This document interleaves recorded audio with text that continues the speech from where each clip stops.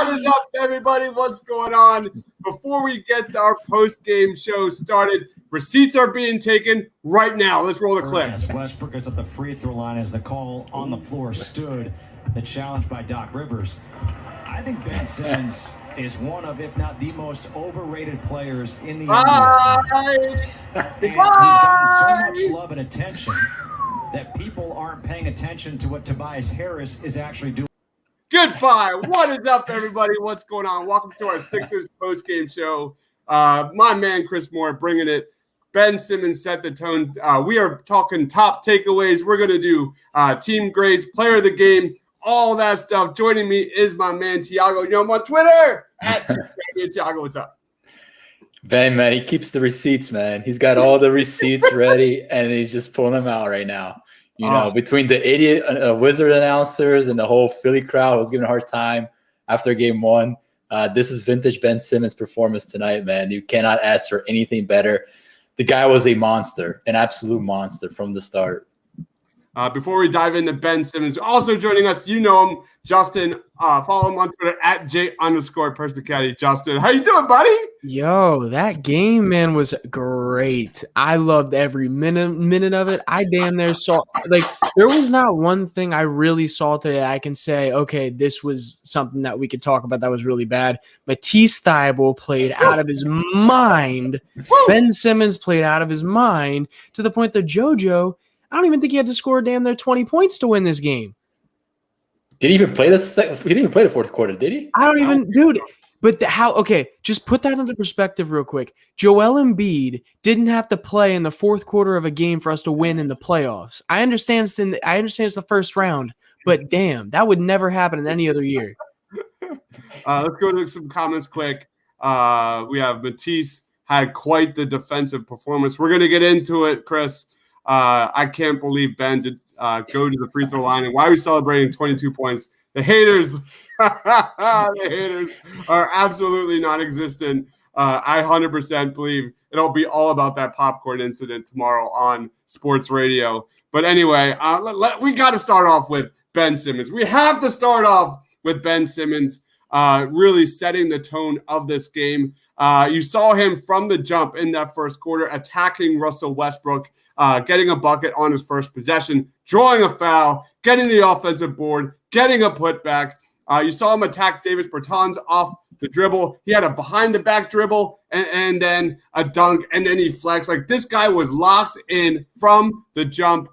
Just was absolutely terrific. One of my favorite plays of the game was when Russell Westbrook, that bum, Westbrook. Come on. He had a dunk on his, fourth point, on 7 tries. And then right after that, Ben Simmons just dunks it on his face on the other end in transition. Absolutely terrific. You saw him then steal and pass it to Furkan for the layup. First player, Sixers player in the last 25 years to record multiple playoff halves with at least 15 points, 5 boards, 5 assists. Man, I can't tell you. When we were halfway through this game, I went back to that Brooklyn Nets game in 2018 thinking, is this the best we have seen from Ben Simmons in a playoff game when he had 31 points, I think 8 assists and 6 boards. He didn't have those numbers in this game, but what an efficient do-it-all night by Ben Simmons, setting the tone from the jump, which is so important because you're going against a top 3 offensive team. You're going up a team that's really on their last legs. Like, the Wizards had to set the tone here in the first half. Knowing how good the Sixers are in the second half, the Sixers punched them in the face, led by Ben Simmons. Let's start off with Tiago. What was your take on Ben? You covered it, Chris. There's not much to say after that. We heard for 2 straight days, right, what Ben is not, right? After what I thought was a phenomenal performance on game 1, we heard that he's not a scorer. He can't score in the big moments, yada, yada, yada. And we've talked here in the past about Ben needing to grow his scoring game, But here's what Ben Simmons is. Ben Simmons is a 6'10" point guard that can dominate pretty much any matchup that Washington throw out there at him. So they threw Bradley Beal, they threw Russell Westbrook, they threw Rui Hachimura. It did not matter. And when you have that type of size, speed, athleticism advantage on the court, it is a big problem. So folks are still going to hold to Ben Simmons, the fact that he doesn't score on a regular basis. But what makes him so great is what we saw on game 1, is the fact that when Tobias Harris is going, when Joel is going, this guy's like, listen, man, I don't need to score. Why? Let these guys do their thing. And today, Chris, you talked about it, or Justin talked about it, like Joel had a quiet night. No big deal. Guess who stepped up? Ben Simmons, man. So but here's the thing, though. It wasn't even a quiet night because he was like playing Right. bad. It was a quiet night because he literally didn't need to do anything. right. And that's what you have with this team is guys who can score at critical moments of the game. So you had a Tobias, you throw a Ben, you throw an Embiid. Man, that is so hard to defend. And you saw tonight, man. I mean, there was nothing they could have done to Ben Simmons tonight. He was on one tonight. He had a phenomenal game. My God. What about you, Justin? What was your take on Ben tonight? Dude, I don't even know what else to cover beside from what all you guys already covered. The thing that's in my mind, like, is that one transition bucket that Joel ended up getting. Ben gets it, takes it from the other side of the court, throws to Joel quick, and then you just see Joel. It's showing us it's hump day. It's Wednesday. It's Wednesday. Like that's like that one play that's in my mind from this game. Like just Ben Simmons. I said this after game 1. I literally said this right after game 1. I said, I don't care that Ben Simmons scored 6 points. Sure, we want him to make more than 0 free throws out of 6. But the man had 15 assists and 15 rebounds in a game, and I think he had a block and a steal as well. Such impact, and he showed you even more today the kind of impact he can have on a game. I love it. Yeah. All right, let's go into Joel Embiid tonight. Lead us off, Justin. What was your take on Embiid's performance? Yeah, I mean, Joel played well. I cannot remember for the life of me what his box score was tonight, but he did what he had to do defensively. He showed pressure on the inside to Bradley Beal when he was going in, making Bradley Beal get tough buckets whenever he went inside. He shot really well from 3 tonight. I think he was 3 for 4 last time I checked. So that obviously opens up the court for just about everybody else, including himself. So ultimately, nothing to complain about tonight. Obviously, didn't have the numbers that you would think he would need for us to win a game. But when everyone else is playing to the capacity that they are, and their defense is playing as good as it is, you don't need everybody. You don't need those big numbers from him. So overall, a great game from Embiid tonight. Joel Embiid had 22 points, 7 boards, 3 assists. He was a plus 19. Ben was a plus 18. Thiago, I thought these two couldn't play each other. Were they wrong? What are you Man, you're not. I'm not the person who asked, man. I've been fighting that fight for 3 to 4 years now. The peanut gallery seems to win a lot of times, but here's the thing with Embiid, right? So I call this like a when you're a treadmill and it's like you're warming up to the sprint and the treadmill. So this is like treadmill Joel. He was just warming up tonight. And you look at the box score. Hey, man.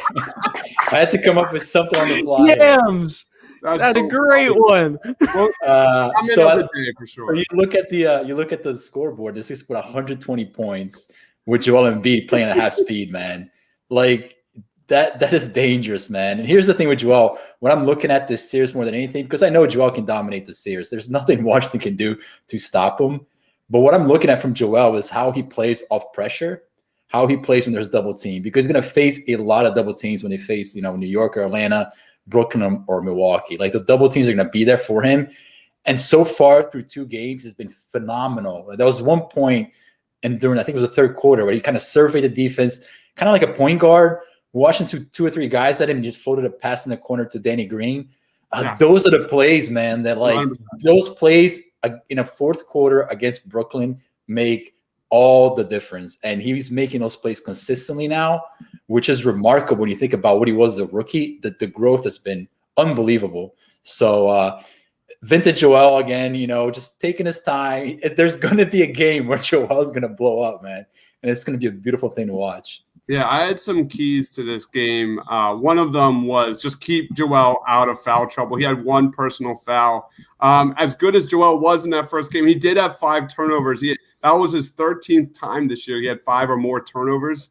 He had 1 turnover tonight. And Thiago, you absolutely took it from me. One of the biggest takeaways from Joel, again and again, is his ability to read the double team. He found Danny Green in the corner and won. He made an amazing pass to Seth Curry in the corner for another, I think, in that first quarter. Joel Embiid's ability to read a double team and he just looks so much more instinctful, better decision, quicker decision making with the ball in his hand over and over and over again. We've really seen it as of late. I thought we saw Joel really take over there in that second quarter where he hit his first touch from three. You saw him, again, both Ben Simmons and Joel Embiid were at one time a plus 13 when Tobias went down, and then he came back. But, man, Justin, that bucket in transition by Joel Embiid, you're a 7-footer running the court like that, finishing with a reverse layup with English, and then the MVP chance. I've never seen Nikola Jokic do that one.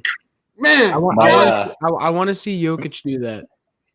Unbelievable. My Brazilian friend Neto almost took out our guy, man. I was about to, have a conversation with him because that would have been bad. Yeah.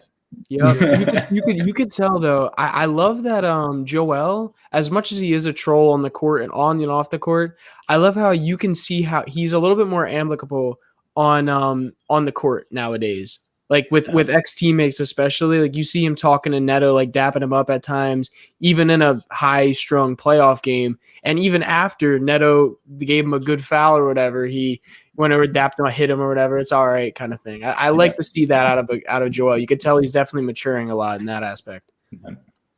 Yeah, just Embiid was terrific. He had 9 points in the third quarter, where the Sixers truly just looked terrific, just top to bottom, efficient offensively, defensively. Go ahead, Thiago. And Chris, that's the thing. If we just zoom out on this series right through 2 games, the Sixers starters, man, they have dominated this series. It's been a bloodbath when the 5 starters are on the court. There's nothing Washington can do. If you try to watch Bradley Beal defend, it's pretty embarrassing. Mm-hmm. I mean, they have Rui Hachimura trying to track Tobias Harris through screens. That doesn't look good. They tried Neto, guys 5 foot tall. You're dealing with guys who are 6'7", 6'8". So there's not a lot Washington can do against these starters. The question is, what can you get out of this bench in those 3 to 5 minute stretches to make sure they don't, a 5-point game doesn't turn into a 3-point, deficit kind of thing. So that's really the key question, I think, moving forward with this team. And speaking of what you're going to be getting out of the bench tonight, we got a lot out of the bench. Furkan Korkmaz going off for 13 points on a consistent 4 of 6 shooting. Tyrese Maxey getting some good minutes, going 4 for 7 with 3 blocks. 3 blocks. That's a 6'6" point guard right there, getting 3 blocks. One of them being on a center. 10 points, crazy good night for him. George Hill 7 points. You have Matisse Thybulle got 5. It's Dwight Howard got 4. Paul Reed got 4. And it was all efficient too. It's not like any of these guys. What did Shake Milton do tonight? Actually, you want to talk about Shake? We got to talk about Shake, man. Yeah, we're going to talk about Shake because Shake went 0 for 6. Yeah, it's a problem. So in my preview for this game, it was the bench had to show up. In game 1, all but Furkan Korkmaz was a net negative, and you know how bad he played in game 1. That's how bad it was. In this game, all but one was a positive.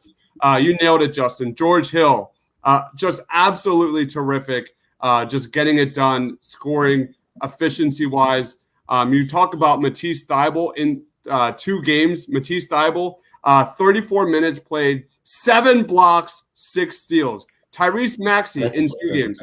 Tyrese Maxey in 2 games in the playoffs. 21 minutes, 5 of 8 from the field, 13 points. He's a +8. It's time to start having that discussion about Shake Milton. He's clearly not in that same role he was. We saw his usage rate drop in the latter half of the season. Thiago, is it time to move on from Shake? Is it time for Tyrese? It was time about 2 months ago, Chris. I'm not going to lie. I mean, man, without getting too technical, if you're just a casual observer of basketball and you don't even know who these players are, and you're watching Maxey on the ball and you watch Shake on the ball, it's so obvious who has it and who doesn't. Maxey's juice off the dribble is a real thing. He can just explode off guys and just get to the rim with ridiculous ease. He's got that baby floater. Now he's got a little 3-point shot that's coming around. So, and then you watch Shake, man. It's just very deliberate. It looks clunky. He doesn't see the court as well. Floats up a lot of contested stuff. So turnovers are an issue with him. Defensively, he struggles to defend quicker guards. Ish Smith is a quicker guard. So Maxey and Ish Smith is a good matchup for the Sixers. So, yeah, man, like they got to make that decision. I know that Doc loves Shake for reasons that I'm starting to like wonder, but they got to make that decision, man. And I think it's time that they kind of make a little bit of that switch because they may need a little juice in the next round coming from the bench, like 3-4 minute spurts. And Maxey can be that guy, man. He's playing under control. He's playing well. So hopefully that transitions. Now, here's my question, though, regarding Shake Milton and Tyrese Maxey. Do we think Tyrese is eating a lot more in this series because of matchups in comparison to Shake, or do we think that's going to transfer into different against different teams? Like, because obviously Shake and Tyrese are very different players. They dribble the ball differently, they pace differently, they shoot differently, and they have different tendencies. So do we think that makes a difference in comparison? I'll let you go first. No, you go ahead, Chris. I know you have some thoughts on Maxey. I don't think so because heading into this series, I actually thought Shake matched up really well. You look at his defensive numbers this season against the Washington Wizards. I'm talking about Bradley Beal and Russell Westbrook. His defensive numbers are really good, and this is what kind of been the low key one of the biggest shocks for me because I thought going into this, Shake Milton was a lock for at least 20 to 25 minutes. Yeah, and so did I. The fact that you see Doc having a very quick leash for Shake in these two games tells me a lot. So I don't think so. I think you're going to see more and more of Tyrese, and I could be totally wrong. What about you, Tiago? Yeah, I think ultimately, think about like what an Eastern Conference Final Series looks like, right? It's going to be a much more reduced rotation. So it's going to be Joel, Ben, Tobias getting 30 to 40 minutes a game. I don't think the Sixers can live with bench units against a team like Brooklyn. But if you think about like perhaps playing Atlanta or New York, you talk about like Trae Young, you talk about, a guy like RJ Barrett on the ball. I mean, it's tricky, man. It's tough to answer right now. I will say this though, like there's nothing that I've seen from Tyrese Maxey over the last month and a half to believe that he cannot shoulder a bigger load. We're not saying 15 to 20 minutes a night, but test this guy out at 5 to 10 minutes a night and see what you got, man. This is a good series to do that because I don't think Washington can hang with the Sixers.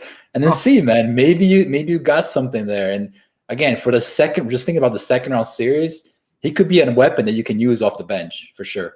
So last game against the Wizards, he got 6 minutes, and this game he got 13. So it obviously went up. Some of the minutes he got at the end were in garbage time minutes, but he was used in 6 minutes in an actual close game in the first game of this series. So maybe Doc really does see him coming into a bigger role at some point. I don't know if it's going to happen this series or this playoffs, but I definitely think it can happen. Just one more point on that. Sorry, just one more point on that, because I thought a good time for them to put him in tonight was when Tobias went out.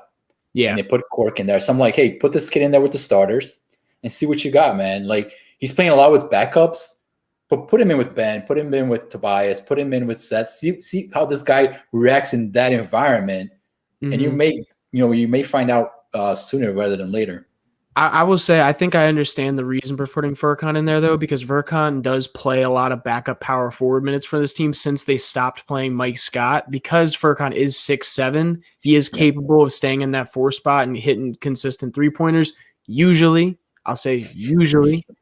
But I think we should move on because this is not a Tyrese Maxey, Shake Milton podcast. This is the Game 2 Series podcast. So what's up next on the docket for us, Chris? Let's do player of the game. I'm going to go Ben Simmons. And I just looked at the last 11 games for Ben Simmons. A 4.6 assist to turnover ratio. Absolutely killing it. 83 assists to 18 turnovers. Remember all the haters like 3 quarters through the season where he was going through a slump. My goodness, man. Ben Simmons has absolutely turned it up in this area. How do you not say Ben Simmons? Just setting the tone from the jump. Ben Simmons was just absolutely terrific. What an efficient game. And what a timely game, too, for how many haters we heard on radio over the last few days just saying 6 points, 6 points. Watch the game, guys. If you don't know anything about Ben Simmons, then I don't want to hear it. Because if you watch the game, you 100% see. I'm not even talking about how many points he scored tonight. It's the same thing, the same impact we saw in game 1. He impacts the game in every single way. Yes, the free throws sucked. I fully agree. 0 for 6 is not acceptable. But Ben Simmons is absolutely playing on a top 10 level for me. I'm just been blown away by his performance. I'm good. I'm good, guys. Justin, who's your player of the game? So, as much as I want to give love to other people, I gotta give love to Matisse Thybulle. I got to. He is my guy on this team. I'm gonna be honest. 4 steals. Well, no, sorry. 5 blocks, 4 steals tonight. That's insane. That's crazy. He got blocks on big men, got blocks on little dudes, like blocking from behind. Danny Green had some blocks tonight. Danny Green, Tyrese Maxey, and Matisse Thybulle all blocked a big man today. So, you know what? I'm happy. I love watching the defense. And Matisse Thybulle, man, he's just a different kind of beast on that end. So, for me, that's my player of the game. Tiago, who's your player? Well, I want to quickly go. Matisse Thybulle is playing roughly 15 minutes per game, and he's going to lead the first round in steals and blocks. Yeah. Matisse's minutes is something else we can talk about in the future because this guy should be playing 25, 30 minutes a night. It's pretty wild that he only plays 20 minutes a night, man. No, I mean, I get it on the offensive part of it right now, but I think as the years go on, if that offense gets better, man, that he is going to be a great – he's going to be like – oh – Yeah, man. I'm watching the game. I'm thinking, like, did Washington scout Matisse Thybulle? Because they had no idea the type of impact defender that he is. I'm like, when this guy's in the vicinity, he's going to block the shot, and they were just going up nonchalantly. I'm like, come on, man. For me, it's Ben. He set the tone from the start. Chris, if you think that discussion around his scoring is going to go away, it is never going to go away. It's not about basketball when it comes to Ben Simmons. I think Ben Simmons' discussion is much bigger than that. I think people just don't like the player. And it's an easy polarizing topic to discuss. But, they need this guy to win a championship. And I talked in a podcast a couple of months ago about how I think this guy's a championship pedigree type player. And you watch Ben Simmons tonight in the playoffs, that's championship basketball you saw from your star players. So I'm happy for him. Scoring, I think, is going to have to be part of his game. In some capacity, consistently moving forward. But so far through 2 games, there's absolutely nothing you can complain about his impact. The guy's a phenomenal basketball player, and he's showing why. So good for him. Something quick I want to say. This comment, I noticed this during the game too. Tyrese Maxey got a block from behind and instantly dapped up Matisse. I saw this though because as soon as Tyrese got him from behind, did the Matisse move, as soon as Tyrese got that move, Matisse came over and dapped him up right away, and Tyrese had this big smile on his face because Maxey and Thybulle have been doing film together. He's been trying to teach. Thybulle's been trying to teach Korkmaz, trying to teach Isaiah Joe, trying to teach Maxey how to get these moves going, and it's just you could see it. You could see it tonight with the kind of defense that Tyrese was playing. That's great. This is how much fun. This is how much fun the Sixers are. How many times last year did we see Joel Embiid or Ben Simmons go off the court and that lead is gone? That lead is 100% gone. You saw in the fourth quarter here, and this was such a fun fourth quarter, really built between Maxey and Matisse Thybulle. We saw Maxey drive and get an N1 bucket and then block Beal on the other end. And you saw it was back-to-back blocks on Bradley Beal with Tyrese and Matisse Thybulle. And then you saw Matisse deflect the pass and find Tyrese on the other end. And then you saw Tyrese. How about that trick reverse layup by Tyrese Maxey? That was oh my God. Goodness, that touch. Get out of here, man. He didn't even jump either. He just kind of just threw it up behind him and it went right in. I was like, all right. He's got juice, man. 6'1", finishes at the rim like a 7-foot center, man. The guy has all right. Much juice. Yeah, like I said, the Sixers, every single time last year, you put our bench in and that lead was gone. They started the fourth quarter on a 13-3 run here, led by the Sixers bench. You just got to be so impressed. Let's go on to how we will grade this performance. Go ahead, Justin. Yeah, overall, I mean, here's the thing. The game over sorry, 1 second, gotta bring up the stats while I'm trying to say this. The Sixers shot 55% on the night and shot 42% from 3. I can't be mad at anything on top of the fact that they got 10 steals and 14 blocks. Yeah. That is an A-plus performance in my book. The fact that Joel Embiid didn't have to score over 25 points, didn't have to play most of the second half, and the bench unit played out of their mind tonight. Overall, A-plus game for me. What about you, Tiago? The only reason why I don't give an A+ because I thought they struggled to defend Bradley Beal. I thought for a while there, Beal was kind of going off. They were trying to switch Ben off him. It was kind of a mess, but like Justin said, it didn't matter tonight. The Sixers offense was on point defensively. You watch the playoffs, you watch these teams play. I tweeted this early in the day, like you watch the West and then you watch the Sixers, like the Sixers are at that level, man. Like the West is no longer like a threat in my eyes. Like the Lakers to me are vulnerable. The Clippers are a mess. And you watch the Sixers tonight, man, it's like this team is up there, man. Like they have a legitimate chance to win a championship this year. And let's see where they land, man. But it's an exciting start for the postseason for sure. How scared shitless were you guys when Tobias? Oh man. That definitely scared me. That was so scary, man. Tobias and Seth Curry both with the ankle injuries, and Seth's looked worse, honestly. Yeah, loser of the night for sure were ankles, no doubt about it. Yeah, I mean you cannot lose Tobias, man. This guy's. I will say real quick, loser of the night was also Davis Bertans going 6 fouls, no points. He's got no chance, man. Yeah, loser of the night also goes to that fan that poured popcorn. Oh my god, dude! Screw that guy. Dude, amateur. That's the kind of fan that like gives Philly a bad rap. That is right there the kind of fan that gives Philly a bad rap, and I hate that stuff. Yeah, hopefully he gets charged with assault, man. That's assault in a For real real. world. So hopefully he gets charged with assault. We'll see. I'll go A, straight A. I mean, what a fun game. The way better than game one, at least emotion, anxiety wise, at least on my end.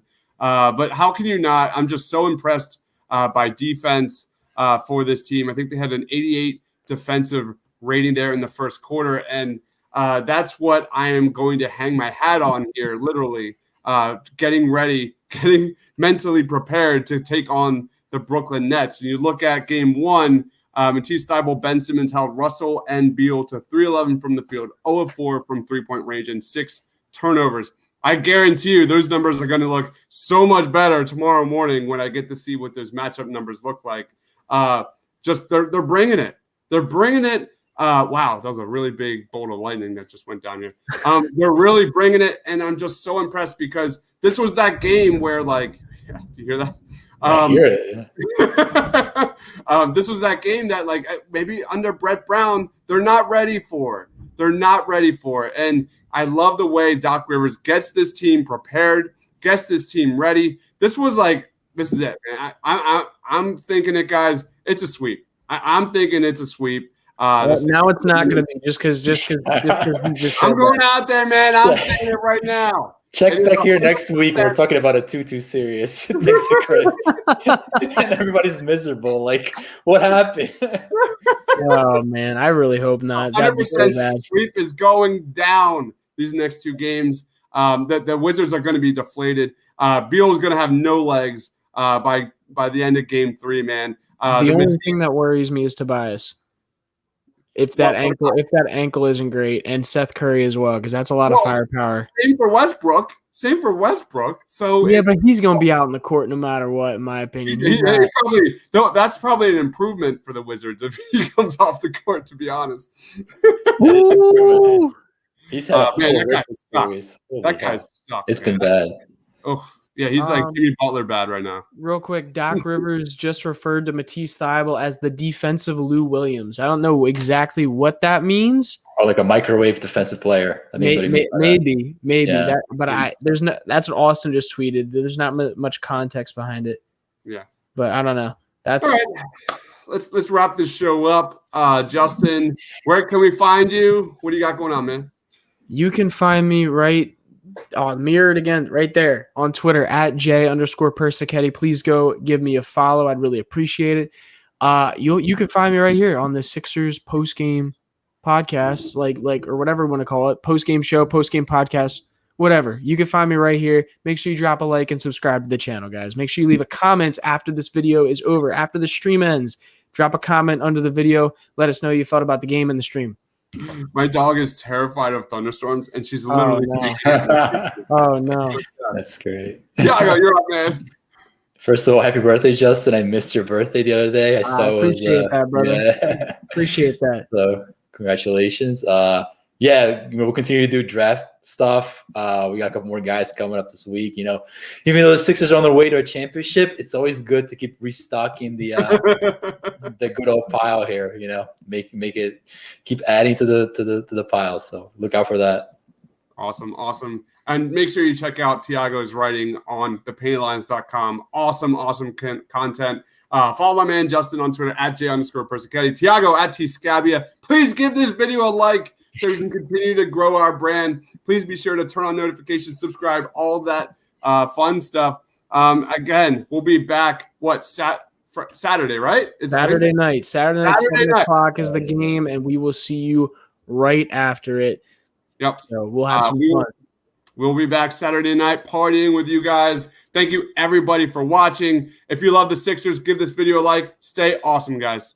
Hey, what's up, guys? MLB baseball is in full swing. The NBA and NHL playoffs are right around the corner, and the NFL season is mere moments away. While we here at the Painted Lines are devoted to bringing you top-notch content from all the major sports, we are excited to also now give you the opportunity to cash in on all that content and knowledge. If you follow the link below, you will have the opportunity to sign up with BetRivers, an online sportsbook, and get an instant new user deposit match of up to $250. That's free money that you can use and try to turn into more free money. Let's go. Don't sit there and waste all that money. Turn every basket into an otherwise meaningless Cavs-Timberwolves matchup on a random Wednesday in March. That makes it all the more exciting. For betting tips and advice, be sure to check out written content from our top prognosticator, Money Max, on our website at thepaintedlines.com, or check out the Tough Cover podcast right here on the Painted Lines YouTube channel. You've seen the commercials all over TV and radio, but now is the time. Sign up today with BetRivers using the link below and start cashing in on your love for sports. Using the link below will automatically inform BetRivers that TPL sent you.